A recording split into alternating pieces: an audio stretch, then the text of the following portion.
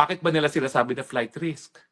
Kasi daw, ang sabi daw ni VP Sara, talagang ang gusto niya makauwi si Tatay Digong sa Pilipinas. Yung kanyang interim release dapat sa Pilipinas. Yun ba ay indikasyon na pwedeng tatakas si Tatay Digong? Yan ay indikasyon kung anong gusto ni Tatay Digong.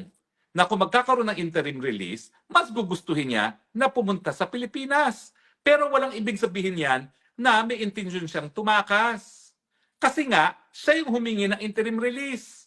Kung ang intention na ay tumakas, hindi na sana siya humingi ng interim release at gumawa na lang ng paraan para siya ay tumakas.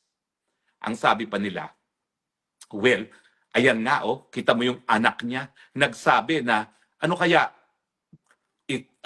palabasin na lang natin na kung anong pamamaraan si Tatay Digong. In other words, nagbiro si VP Sara na sige, itakas na lang natin si Tatay Digong. Sabihin na nating nabanggit yan. Ano ngayon?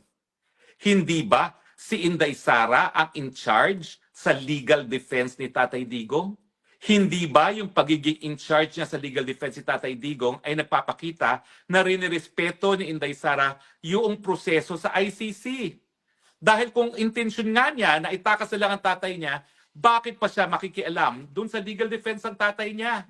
Di gumawa na lang sana yan ng plano na itakas ang tatay niya na alam ko, hindi gagawin ni Inday Sara kasi sa totoo lang, Girl Scout si Inday Sara. Hindi yan papayag sa anything na shortcut at hindi nasa tamang proseso.